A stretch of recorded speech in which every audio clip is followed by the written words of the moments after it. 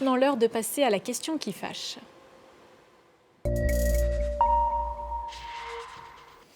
Ils ont voulu semer la peur, mais ils ont réveillé notre colère. Ce sont les mots du président équatorien Daniel Noboa. Depuis le début de la semaine, il est en guerre ouverte contre une vingtaine de groupes criminels qui font régner la terreur en Équateur. Tout a commencé dimanche avec l'évasion d'un baron de la drogue, Adolfo Macias, alias Fito. Sa fuite a provoqué une crise sécuritaire sans précédent, mutinerie, prise en otage de gardiens de prison, incursion d'un groupe armé sur un plateau télé. Comment un pays aussi paisible que l'Équateur, il y a encore quelques années, a-t-il pu sombrer dans la violence si rapidement? Qui sont les coupables, les responsables? C'est avec vous, Jean-Jacques Kourlianski, que l'on va en parler. Bonsoir. Bonsoir. Vous êtes directeur de l'Observatoire de l'Amérique latine pour la Fondation Jean Jaurès. Vous êtes l'auteur d'un ouvrage intitulé « Progressisme et démocratie en Amérique latine 2000-2020 » aux éditions Fondation Jean Jaurès. On va commencer, si vous le voulez bien, par un résumé en images de la situation en Équateur. La semaine a été particulièrement agitée, comme a pu le constater Natalia Odicharia. Ils sont visibles partout. Des milliers de militaires sont déployés dans la capitale, Quito. C'est la réponse du gouvernement pour tenter de contrer les gangs liés au narcotrafic, des bandes de criminels qui ont lancé des opérations de masse depuis le début de cette semaine.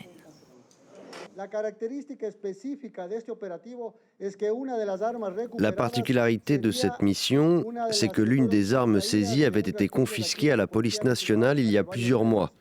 Nous avons également trouvé des tracts qui ont été distribués et qui encourageaient la population à se soulever contre le gouvernement, à menacer le président de la République. Nous avons arrêté 8 personnes qui seront poursuivies pour terrorisme.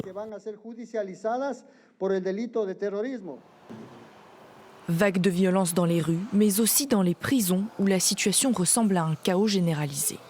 Ce jeudi, de nouveaux agents ont été pris en otage dans 7 prisons du pays. Des détenus tirent également sur la police depuis leurs cellules. L'état d'urgence est décrété pour 60 jours depuis lundi, y compris dans les prisons, devenues des centres d'opération pour ces gangs. Nous ne laisserons pas un groupe de terroristes immobiliser le pays. C'est le début d'une refonte urgente du système pénitentiaire équatorien, contrôlé par des mafias depuis des décennies. Élu à l'automne, le jeune président a promis de rétablir la sécurité dans le pays, autrefois havre de paix, mais devenu une plaque tournante de la cocaïne produite chez les voisins colombiens et péruviens. Daniel Noboa estime que le pays est en état de guerre et a appelé à la mobilisation. Et toujours avec nous Jean-Jacques Kourlianski. Si on résume, l'Équateur n'est pas un pays producteur de cocaïne, mais il est aujourd'hui au cœur de tous les trafics. Est-ce que vous pouvez nous expliquer pourquoi ? Bon, ce n'est pas le fruit du hasard, ce qui s'est produit aujourd'hui. C'est comme un tremblement de terre, il y a des failles. Donc l'Équateur est victime des circonstances. C'est un changement d'orientation des trafics de stupéfiants avec l'apparition des drogues synthétiques. Donc la cocaïne, les producteurs, les trafiquants cherchent de nouveaux marchés. L'Europe, l'Équateur a un avantage pour ces trafiquants. C'est un pays qui a une façade maritime, qui a plusieurs ports, en particulier celui de Guayaquil, la ville la plus importante. L'Équateur est le premier producteur de bananes du monde. Il exporte un peu partout. Donc il y a des conteneurs qui se promènent. C'est pour ça que c'est si difficile d'empêcher le départ de la cocaïne depuis Guayaquil. C'est que ce sera un travail infini. Vous l'avez très bien dit, jusqu'à il y a 4-5 ans, l'Équateur était hors de tous ces circuits. Il ne produisait pas de cocaïne. Ce n'est pas un pays intéressant pour vendre de la drogue. Le niveau de vie est assez faible, moins de 20 millions d'habitants. Donc les gouvernants qui se sont succédés ces dernières années, qui suivaient des politiques, comme on dit, néolibérales, donc avaient coupé dans les budgets, en particulier dans les budgets de la sécurité et de la police. Donc il y avait un maillon faible, un État d'un point de vue sécuritaire qui était assez faible. Des producteurs de cocaïne voisins, le Pérou et surtout la Colombie, qui sont frontaliers de l'Équateur. Un pays dollarisé. Depuis l'an 2000, l'Équateur a abandonné sa monnaie nationale. Donc plus facile pour les échanges. Et donc ça facilite également le blanchiment. Donc il y avait beaucoup de facteurs. Et si vous ajoutez que le taux de pauvreté est très élevé, les inégalités également. Il y a 10% de personnes vivant dans une grande pauvreté, 25% dans la pauvreté.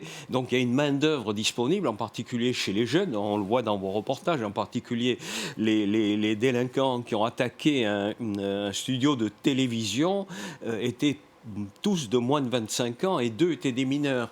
Donc il y a là un terreau extrêmement favorable. Et l'arrivée d'un nouveau président le 23 novembre dernier, qui en prenant ses fonctions a pris comme modèle en matière sécuritaire le Salvador de Nayib Bukele, a probablement inquiété les barons de la drogue qui géraient jusque-là et qui gèrent, jusqu'à preuve du contraire, leurs affaires depuis les prisons. Dans la mesure où les gardiens de prison et autres sont mal payés, sont menacés de mort.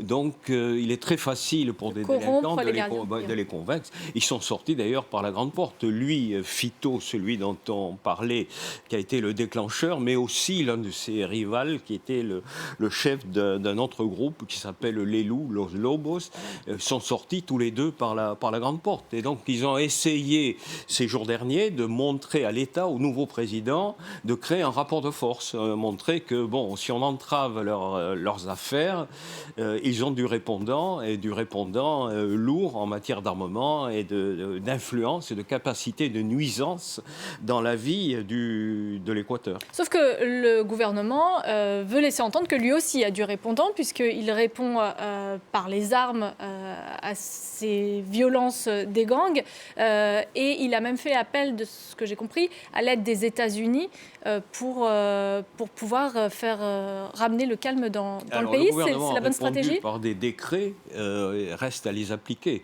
La corruption en Colombie ne touche pas simplement les gardiens de prison, elle va très haut. Elle touche des hauts fonctionnaires de justice, des hauts fonctionnaires de la police, des hauts fonctionnaires des forces armées. Donc rien ne permet de dire au jour d'aujourd'hui que les intentions du président vont trouver à se concrétiser, à se réaliser de façon assez rapide et efficace. Il est révélateur d'ailleurs, mais on pourrait faire des comparaisons avec d'autres pays, en particulier le Mexique, qu'il s'appuie sur les forces armées.